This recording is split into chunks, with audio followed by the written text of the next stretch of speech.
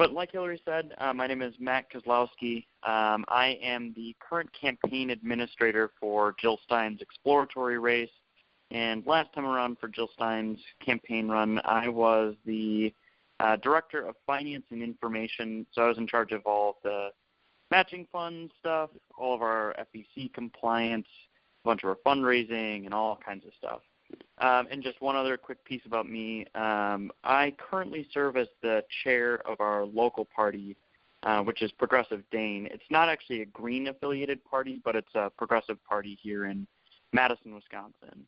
And so I've worked on more local races than I can probably count at this point. I know it's more than 40.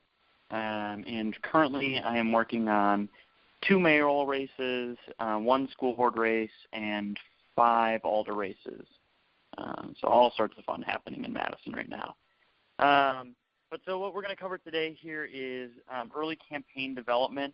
So this is everything from you've decided to run to, you are looking at the kinds of things you need to do to get ready for compliance and staying in with the rules, recruiting your campaign team, preparing for like a kickoff and launching your campaign. And then I'll also just do a quick overview of making a campaign plan and stuff like that. So if I'm going too fast or anything, just feel free to chime in. I'll be sure to leave plenty of room for questions at the end too, so we'll go through it from there. But other than that, so again, the things I'm going to cover is just the logistics of launching a campaign, what you need to have ready, stuff like that. I'll also cover compliance rules, filing, stuff that you'll probably have to watch out for and things to consider, some of the other basics that you'll want in place. Then I'll jump into building your team, defining the roles that you'll want for your campaign, and recruiting your team members themselves. And then I'll go into the actual launching of your campaign and your kickoff event. And then from there, we'll talk about campaign planning. But first, startup logistics. So the first thing that I put on with everyone, because it's probably the most boring part, but it's the thing that trips up so many candidates everywhere, is just filing the necessary paperwork for everything. Every state has different rules, and every level of government has different rules. But the first thing I tell any candidate that's considering running for office at any level is immediately go talk to your filing agency. So if you're running for city council, that's probably your city clerk. If you're running for Congress, it might be a state-based agency like in Minnesota, for instance, where congressional candidates register with the state in addition to the FEC. Or it might be the Federal Elections Commission or whatever it is, if you have a state elections board, something like that. The reason I tell people to do that right away is you don't want to run afoul of any of the rules. Here in Madison, for instance, if a candidate starts out telling people, hey, I'm running for alder, will you sign up to be a part of my campaign team? If they haven't filed that declaration of candidacy, someone can file an elections complaint against them for breaking the rules, and that never ends well for anyone. So that's the first step I give everyone is go talk to whoever is in charge of elections in your state or your municipality. And some of the other things that will come with that are like campaign finance forms.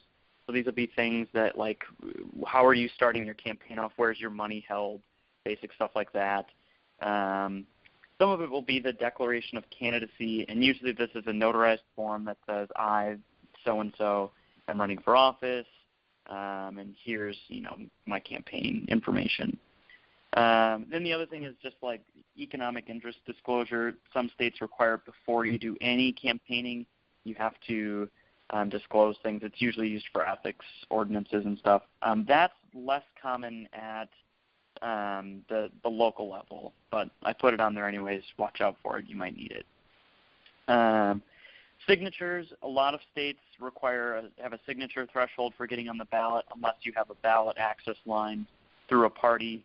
For municipal elections, at least in Wisconsin and any other state where they're nonpartisan, there will be some kind of signature requirement, and that's for getting on the ballot. And then opening your bank account, I just put that in there because why not?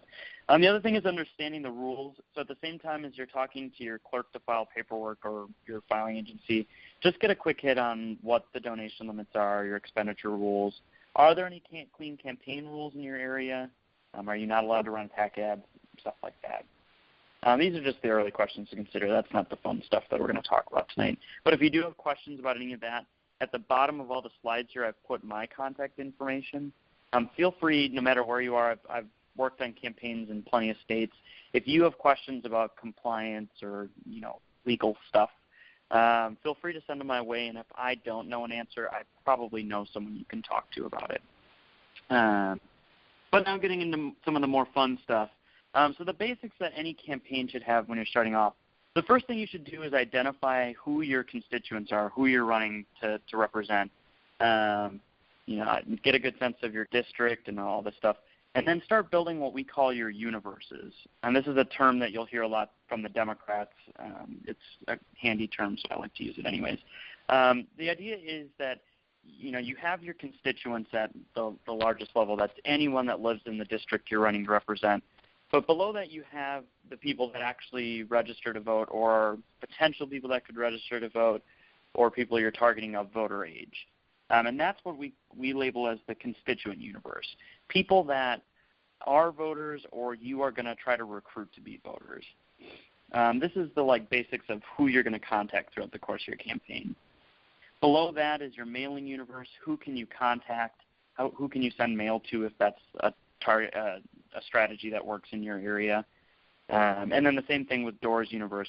Where are the addresses that you can actually knock if doing doors is possible? If you're running for Congress, doing for doors is a little bit harder. But if you're running for city alder, for instance, or for city council, it's probable that you'll go through and knock all the doors in your district. Here in Madison, I'll keep using Madison as an example because it's what I know best.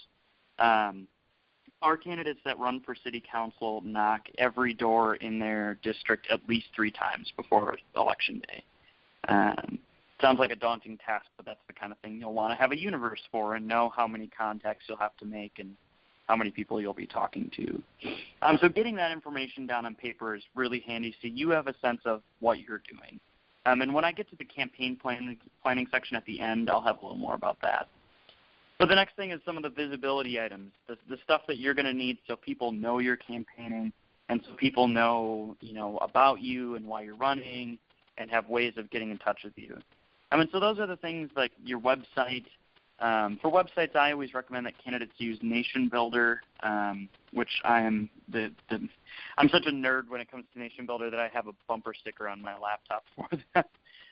But it's a really handy tool that wraps together your website and your database, and it does your voter data, it does your email communications, all kinds of things. A lot of the state parties have been converting to Nation Builder, and I believe GPUS has it all set up. For the Jill Stein campaign, that's what we use. But you'll want to have, no matter what it is, a website. You'll want to have your social media set up. You'll want to have your graphics or your logos or whatever you're going to use. And you'll want some basic literature about who you are and why you're running. And these are things that you want as soon as possible in your campaign because these are the items that you're going to use from everything you're doing, whether it's talking to some random voter on the street corner while you're getting signatures, to when you're asking for endorsements or recruiting volunteers. Anything you're going to do, you can point people that way. So that's the first of those. Moving on from there, the next thing is to start thinking about your campaign team and who you're going to bring in to help you win whatever race you're running. So the first thing I always do with building a team is just figure out what your needs are as a campaign. And there's some good questions you can ask yourself for that. Like the basic is, what roles will you need? That will vary widely depending on what you're running for. But if you're running for some very, very small office where there's not a whole lot of work, maybe all you need is you, your campaign manager, and a volunteer coordinator. But if it's something larger, you're going to need people to run a whole bunch of different tasks. So the second question you can ask is, how big does your team need to be? Are you, the same thing as what I was saying before, are you going to need 2 people or are you going to need 10? Are you going to have paid staff? This is always an important question to ask yourself at the beginning because it'll help you with figuring out how you're going to recruit people and how you're going to get people involved in the team. There's all sorts of other compliance stuff that comes up with that. So you'll want to have an answer to that right away. How are you going to organize your team? Is it going to be that the candidate is in charge of coordinating all the different roles? Is it that your campaign manager is in charge of coordinating roles? Who reports to who? All kinds of stuff like that. Oops, and I forgot one other thing about, well, I'll get back to that later. Some of the common campaign roles that candidates have at basically all levels is, the campaign manager. So your campaign manager is someone that is basically the master of all tasks. This is the person whose job is to keep as many things off of the candidate's plate as possible. So in Alder races, for instance, or city council races here in Madison, we say that the candidate should only be knocking doors, talking to voters, calling for fundraising, and talking to the press. Anything outside of those four things is someone else's job, and they shouldn't be doing it. So the campaign manager's job is to say, nope, candidate, that's not your thing. You should be doing something else right now. I'll find someone to take care of that. And they'll also do other big picture stuff like planning and all sorts of stuff like that. In addition to the campaign manager is usually a volunteer coordinator. This person is just responsible for recruiting volunteers and making sure that there's enough people to take on all the tasks that you're going to need. And then also working with those volunteers to make sure that they're having a good experience in getting the information they need and resources they need and all kinds of stuff like that. From there's almost always someone that's in charge of your website and your social media. That person is kind of a key role these days in that they end up being some kind of a hub within the campaign team for just knowing what's going on everywhere. Right now I'm working on a mayoral race, and I'm the campaign manager, but I laugh, more people end up contacting my web person to ask what's going on right now than call me to ask what's going on. Just because the web person has to be posting events on the website and posting things on social media and stuff like that. So that role is kind of growing these days, and it's kind of fun. But anyways, from there's also a press director in some cases, depending on how large the district is you're running for. This person is a great role to have for lessening some of the candidates' time talking to the press.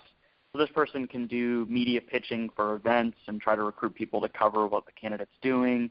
They can help do some of the coordination of scheduling interviews and all kinds of stuff like that. Basically anything that doesn't involve the candidate talking directly to the press. And it's also nice because it gives a sense of importance to your campaign. Oh, wow, that they've got such a team that they've got one person who coordinates the press, which we already have enough of a time as Greens trying to get press coverage for our stuff. Having that little extra layer of pomp and circumstance sometimes helps. If the press director isn't available or there isn't someone in that role, usually the campaign manager will do a lot of those tasks. Next is finance and compliance. So this person typically is around to make sure that we're recording donations properly, we're following all the filing rules and all the other stuff that goes from there. They're responsible for giving reports to the candidates and to the campaign manager, and also helping with budgeting and stuff like that. In addition to that, though, a lot of times the finance director or compliance director, whatever you want to call it, ends up being a fundraising person and helps, assemble call lists for candidates and helps craft email appeals and do all kinds of other handy stuff. Just because, right now, for instance, with the Jill Stein campaign, there's all sorts of rules that we have to be following.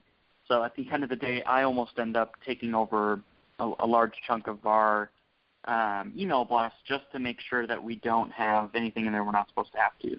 Someone else usually writes them. We've got great people for Jill Stein right now. But so that's that person. The next is the actual treasurer. Now this is an interesting distinction that I think not a lot of people are necessarily familiar with. Oftentimes campaigns will have a treasurer that's like a known commodity in the community, someone who's like a labor activist or an environmental activist, a name that'll mean something that you can put on your paid for and authorized taglines wherever you post stuff. So at the bottom of your literature, it says, paid for and authorized by yada yada for Congress, Joe organizer for or treasurer. That person might not actually be the person who does all the finance work. But you want to have someone on there that has a strong and valuable name. So there's a little bit of a distinction there between the two. It's one that I get a lot of questions on why do you do that and how does that work and stuff like that. I'll say save the questions on that for the end and I'll explain more. Otherwise, it's probably just a common sense like no duh thing. From there's also a field director. Typically, this is the person, if it's like a city council race, this is the person who's in charge of cutting the actual turfs where the candidate's going to go for knocking doors. If this is someone that's, a statewide campaign, it's usually someone who will help coordinate volunteer shifts around the state and figure out who's going to talk to voters where and setting up phone banks and all sorts of stuff like that. And then there's also the spot for just other roles. Every campaign kind of takes on a life of its own. Everyone has different strengths and weaknesses. Everyone has different experience. And so there's always some creative combination of things that you'll end up with for different campaign roles. One interesting example I have right now is in Wisconsin, there are just way too many organizations that do endorsements for candidates. I mean, there's everything from labor organizations to environmental groups to, different activists in the community, and almost all of them in our area do questionnaires. And so rather than having our candidate suffer through probably 5 questionnaires a week, give or take, for the entirety of the campaign, we recruited someone for this particular race that I'm working on now to just handle the questionnaires. So basically what their job is, they get the questionnaire out of the email or out of the mailbox. They fill it out and do all the logistics around it, and then bring it back to the candidate for their approval on the answers. And it's actually a really handy role, but it's not one that's common to all the other races. The big thing with defining your roles and coming up with that is figure out a mix that works well for you, and we'll make sure things get done. And I see I have a chat. I'm having a hard time getting to the chat, so I apologize. Oh, can people still hear me? Yes. Yes, I hear you. Okay. I saw Hillary had posted a message that she couldn't hear me. But anyways, well, I'll keep moving then. If others can't hear me, just type it in that little chat window if you're online, or just chime in, I guess. But so from there, the next thing is just recruiting your team. A couple things to consider with recruitment is, I guess I'll put it this way. One of the biggest questions I get from candidates is, should I be prioritizing new people who have not been involved in campaigns, or should I be prioritizing those people who have been around for forever and have run more campaigns than anyone else? It's an interesting question for us as Greens, especially because we need to constantly be growing and expanding the movement and bringing in new people and new energy. But at the same time, if we only do that, we're kind of handicapping ourselves because we don't have the people that know how to do this from day in and day out. They've done it a million times and just jump in and go. So typically what I recommend is if you're going to have some new person coming in as a volunteer, some new person coming in as a volunteer and running something, you should always have a backup for that person, someone that's been in that role before or understands that role, and have them shadow that person or give backup in some other way. Another principle to consider is just depth chart. In addition to having people shadow and back up for new volunteers, I like to have 2 people in every role whenever possible. So that way if someone gets sick or someone, heavens forbid, gets hit by a bus or something crazy like that, you've got someone ready to step into that role right away and take it over and keep going. Oftentimes in campaigns you just don't have time to rebuild things from scratch for any role. And so having a second person there ready to step in is just a great backup measure. So next is just places you can go for recruiting your team. The obvious answer is from the party. So for people that are in areas where we have developed green parties and we have a lot of experience running campaigns, you can almost always just go to the party and say, hey, who do you have in my area? Or if you're really involved in the party, I'm sure you know others that run campaigns and do stuff like that. Another place that works well is actually nonprofit leaders or people that work in nonprofit communities. Because of the work that we do as Greens, we just usually know a lot of people that come from that world. And even though they don't directly come from campaigning, oftentimes people that work with nonprofits will have the same set of transferable skills that will work well for what you're doing. So going to them is a good second place. A third place is community activists.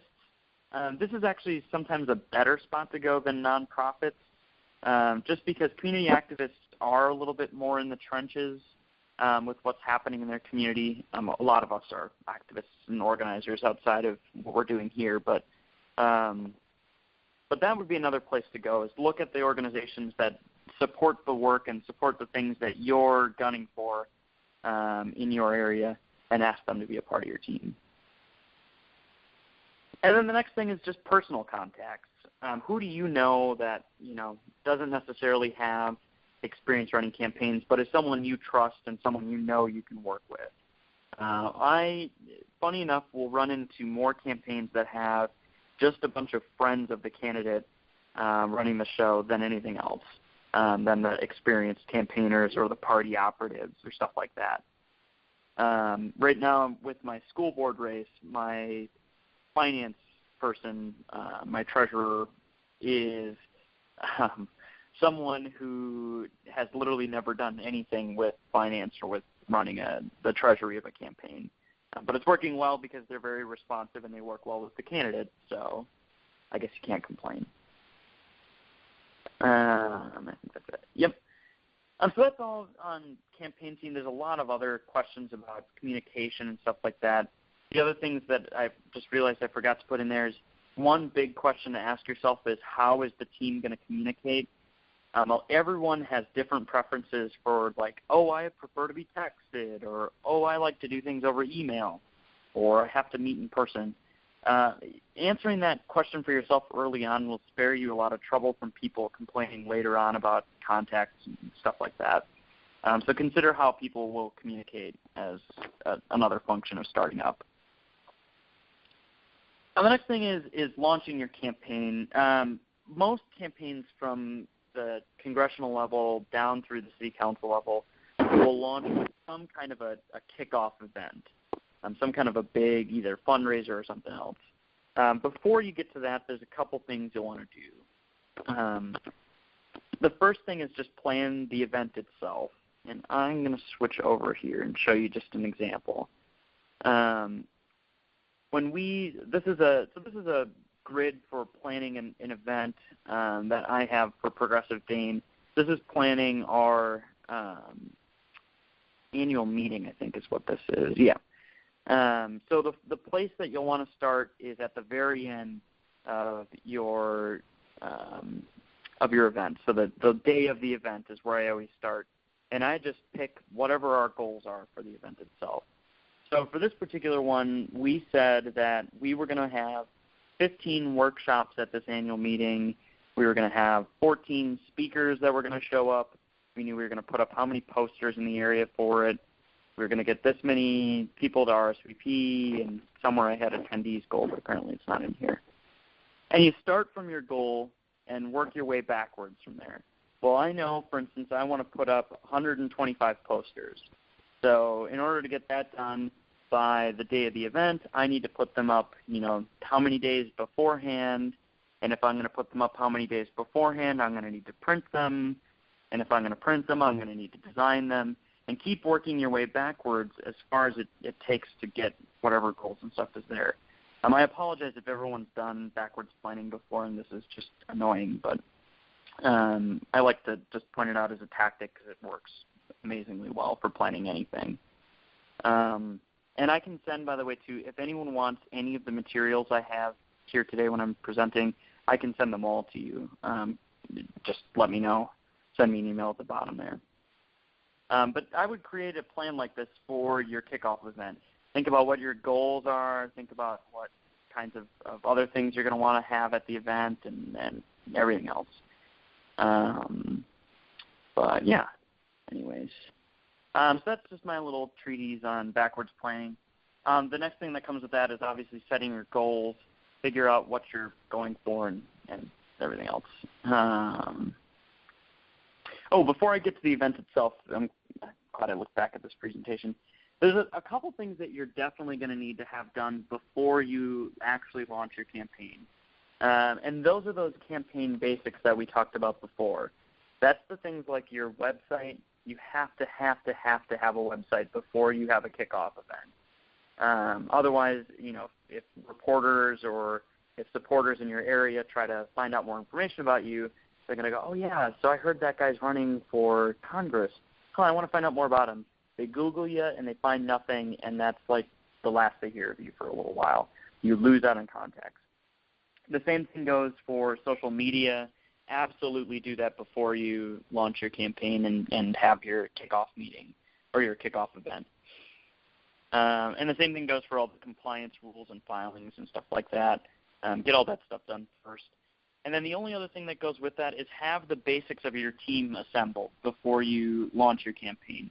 Not only because you're going to want to have those people to help you plan the kickoff event itself, but also because you're going to want those people to help at the event. You're going to want those people to help with the planning process that goes up to it for your overall campaign. And you're going to want to have a sense of what your organization is going to be before the masses start coming to you and saying, how can I get involved? So get those things done before you get into your campaign kickoff. Now I'll just jump ahead in time to the actual kickoff event itself. So some of the things to ask yourself is what is this event going to be? The most common one is a fundraiser where you'll have like the candidate will recruit some kind of guest speaker, whether it's an elected official in your area or an activist or a neighborhood leader, something like that.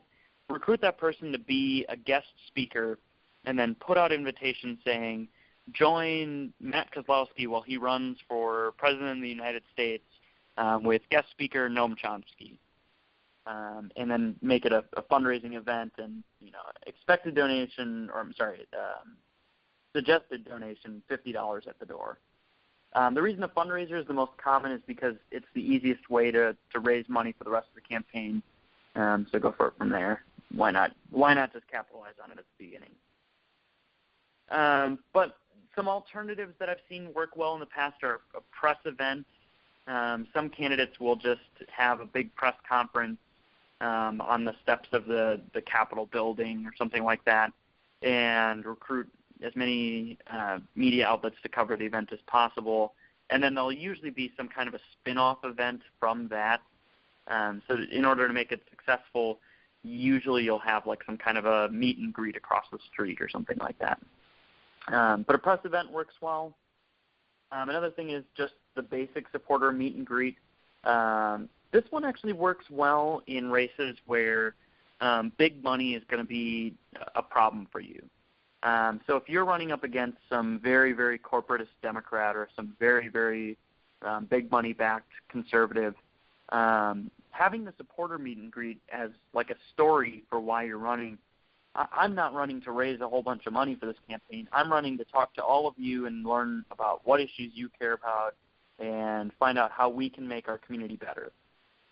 It makes such a good story when, a couple weeks later your opponent launches and has this, $10,000 a plate dinner to launch their campaign candidacy.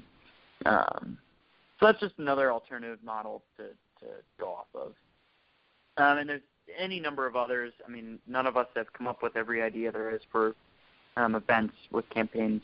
I would encourage people to just be creative and think about what gets you the maximum support in your area and will do something that's most effective for for your campaign itself. So that's the event itself.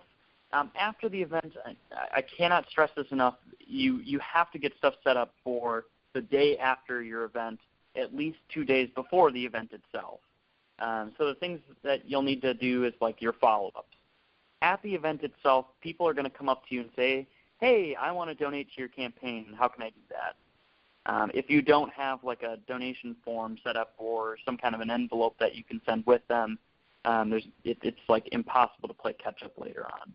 So getting that stuff done before the event itself is really important. People are going to come up to you and say, hey, I want to be on your campaign team. I've worked as a volunteer for this many races. If you don't have a system set up beforehand for capturing those people or for figuring out what you need and plugging them in, you're going to struggle at the day of the event itself. Same thing goes with just regular volunteers. The other thing is endorsements.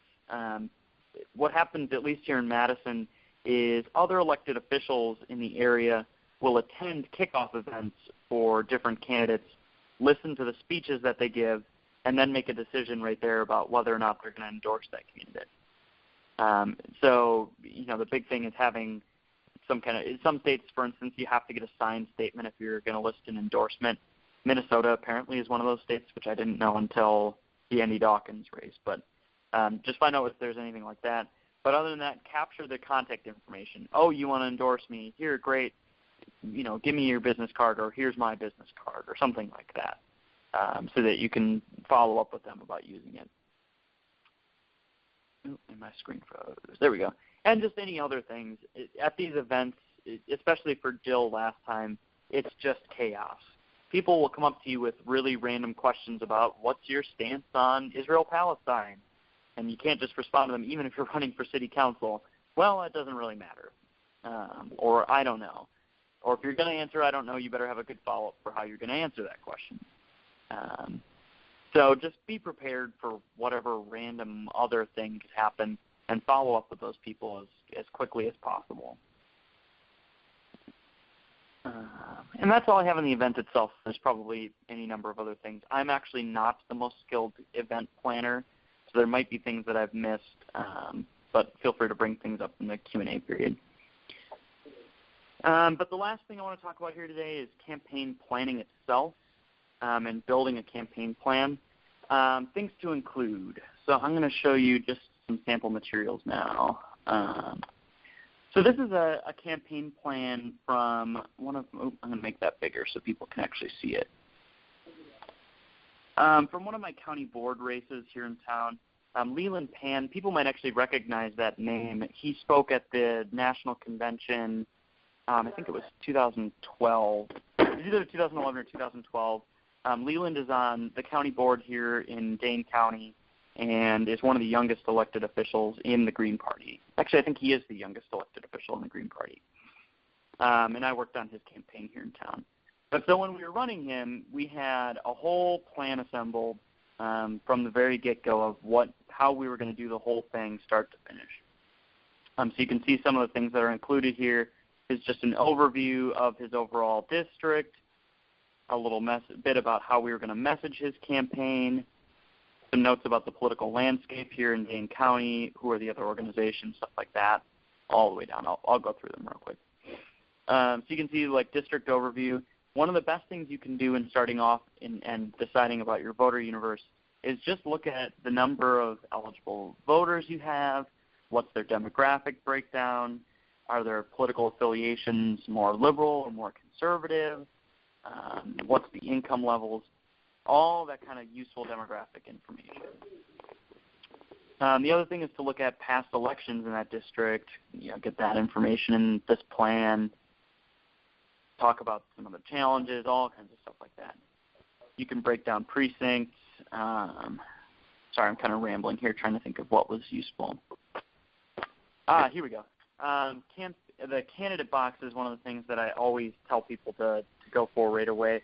A candidate box is basically how are you going to talk about your campaign and how is your opponent going to talk about your campaign. So the box is broken into 4 parts for a two-way race. What is your candidate going to say about themselves? what is your candidate going to say about their opponent, what is your opponent probably going to say about your candidate, and what is your opponent probably going to say about themselves. Getting that charted out immediately will help you think about how you're going to respond to the things your opponent's going to say, and it'll help you come up with stuff that will be smart in relation to what your opponent might say about you. And you can sometimes use their messaging against them and do all kinds of stuff. So you can see for Leland here, his opponent was very keen on the fact that Leland is very immature, he's too young, he's one of those crazy radicals who's just going to throw everything against the wall. So we decided to have Leland talk about himself as someone who was collaborative, someone who was passionate, someone who was very hardworking, and someone who had strong principles about stuff like that. And those kinds of things were decided after we discovered, oh yeah, Chris is really going to come out there and hit him for being young. So what can we do to respond to that? Let's see. Other interesting stuff is like budget and all sorts of stuff. I don't really want to get too much into that right now, just because we don't have enough time to really talk about a campaign budget and stuff. Hillary can feel free to invite me back. I can do an hour on budgeting for campaigns because I've done it way too many times. But all this kind of stuff should go into your campaign plan and should be charted out as early as possible. And the last thing I'll say about campaign plans is they should always be living and breathing documents. This is something that you should update every week as you do stuff, as you change tactics, as you do any number of other things, just because you never really know like who you're going to have to send information to quickly or who's going to drop off of the campaign team all of a sudden and have all these things that need to get done, and you never know what kind of conversations you'll have that will change a week later. So put it on paper, keep it on paper, and update it all the time. And other than that, the only other things I have here, we don't need to go through them. It's just some samples of literature and mailers and stuff that we've done in the past, invites to events, all kinds of nice, like, nifty graphics that we've used. I don't know if anyone wants these. I can include them in the packet of stuff I send out afterwards, or I'll send to Hillary to send out. But just some useful stuff when you're crafting your logo and starting off. But other than that, I think I'll cut it off there so I allow enough time for questions. I apologize if I went through that too quickly. I'm glad it's recorded so people can at least get the recording from there. And again, my contact info is at the bottom of the slide here. You can reach me at admin@prodane.org, or my phone number is 715-571-1577. And with that, I will open us up to questions. Wow. I'm quite impressed. So, yeah, let's hear from folks. Matt clearly has a lot of great experience and knowledge, so let's tap into it.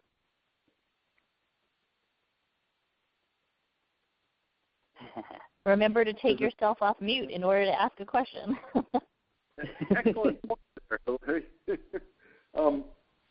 I wasn't clear if this presentation was going to be available to us in some form we can review later. Is that something that can be mailed to us, for instance? So Matt prepared a PowerPoint, and I'm happy to email it out to everyone. And if you need me to snail mail it, I can do that too. Yeah, email would be fine for me. I found the list fairly useful, but I found I was scribbling, trying to keep up more than I was getting as much out of it if I had known in advance that I might get a copy of this. I did like the list. I especially liked the points about how much you have to do before you tell anyone you're doing anything.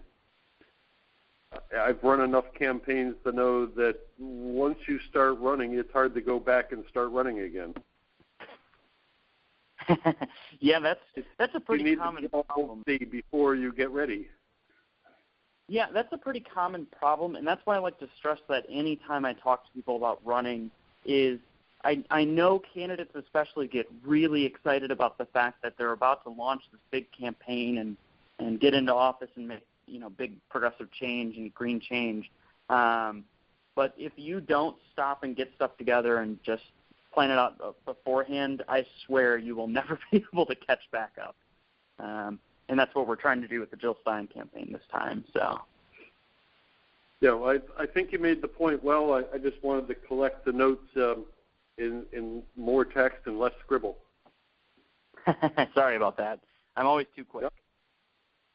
Yeah, Well, and also for future reference, if you join the call via the computer versus just your phone, then you would have actually seen the presentation in real time. I saw it in real time. I just wasn't confident I had access to it. Can I save that file on the screen? Yes.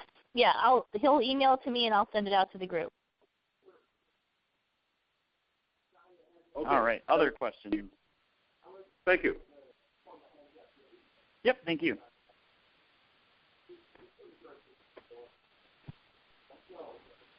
I guess I just did so well, there's no other questions. There's also, if anyone has other topics they want me to go back and recover, I would be glad to go back and revisit some stuff or go in more detail. Yeah.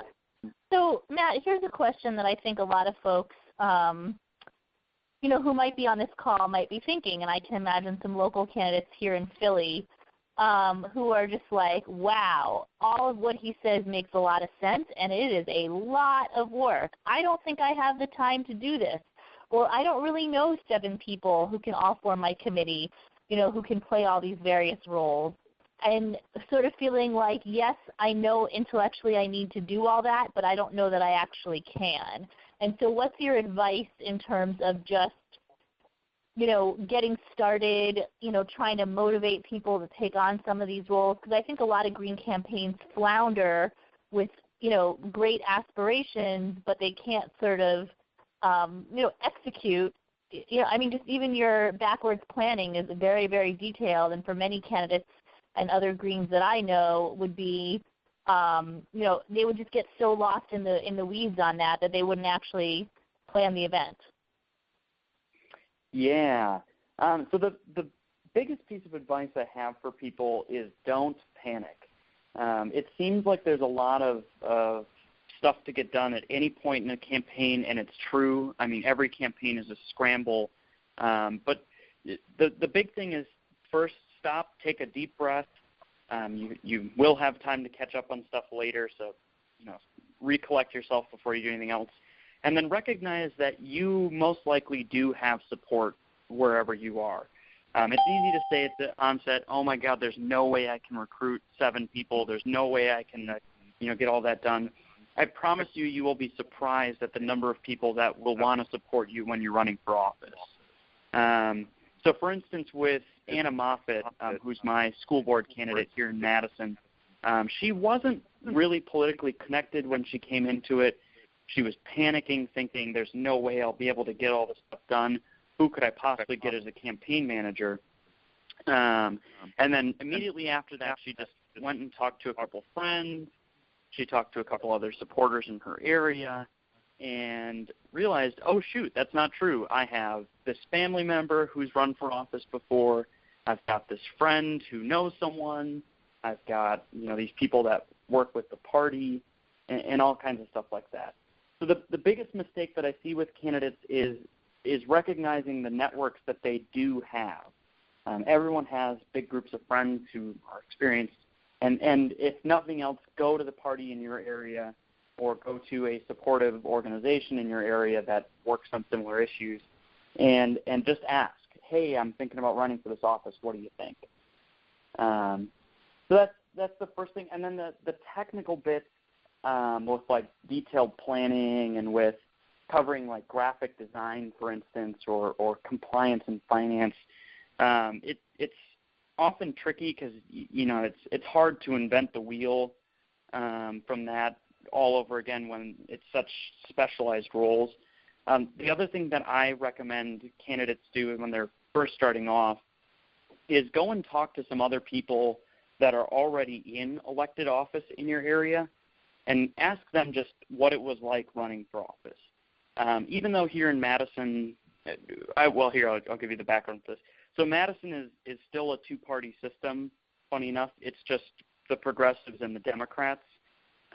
Even though we're always at the Democrats' throats about, the terrible corporate welfare that they put on us at the local level, I still will send my new candidates to some of the Democrat elected officials on city council and say, just talk to them about what running was like for them. And more often than not, those other candidates, even if they're not going to support you in your race, will tell you, hey, I found this really great person. You should talk to them about, how this worked out. I found that this was really easy, even though I thought it was going to be hard, and all kinds of stuff like that. So to sum it up, it's recognize the networks that you have in your own community or within yourself. Don't panic whenever things get stressful and whenever you're worried that you're not going to be able to do it. Take a breath. And then the third thing is just talk to other people who have done this same thing, people who have run for office or people who are in office. Did that kind of answer your question, Hillary? Yeah, that's helpful. One of the techniques we use here in Connecticut is to try to find people who are not running this year who hold elective office. They're under less pressure, and they can often be more generous with their support and time and hints.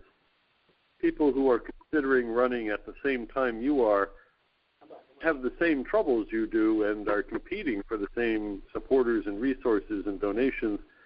And so it often works much better for us to have the people who are not running during this year's election partner some with the ones who are.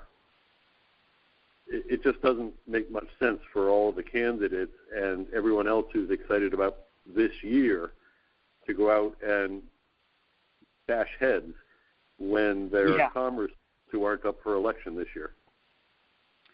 Yeah, and the other part that comes with it, that's a great point. And the other part that comes with it, too, is I would say don't be afraid to challenge the paradigm of your community. When I came into becoming the chair of the Progressive Party here in town, everyone told me there's no point in even talking to the Democrats or the Republicans.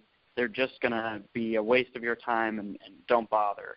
And I've found that because I send so many of my candidates to talk to them and because we've become such a player in local politics, that we build at least some relationship in terms of, hey, I understand, let me work with your candidates, or hey, I like the issues you like, and stuff like that. Don't be afraid of, I know the Democrats suck, or I know the Republicans are terrible, so I'm not going to talk to them. I would concur. In our neighborhood, we have 4 parties, and although one of the major parties pretty much assumes they run town, all the other parties collaborate and talk to each other. They don't share the same policy opinions, but they remain cordial, and people drift between those minor parties. Republicans are a minor party, the Greens, and so is a second conservative party. Cool. Oh yeah. It just makes sense to cooperate with other people. If you get elected, you're going to have to. Yeah. Any other questions then for me? I've got a few extra minutes here. Folks want to stick around. I'm glad to talk about anything else.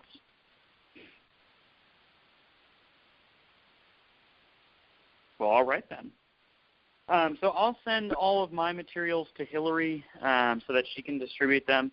Again, if you have any questions for me, don't hesitate. I get a lot of really random emails and random phone calls out of the blue. Just give me a couple days to get back to you because I'm in the depths of campaign season right now. But thank you all. I'm glad for the opportunity to talk about campaigns. Thank you. Great, and thank you everyone for joining. We will be sending out this recording along with Matt's PowerPoint and his other documents to everyone. Everyone who RSVP'd is also going to be added to our webinar listserv. And just be on the lookout for emails about next month's call. Usually it's the 3rd or the 4th Tuesday of the month. And that's it. So thank you, everyone, and good luck and happy campaigning. Thanks, Hillary. Thank you, Hillary. Thank you. Yeah, thank y'all so much.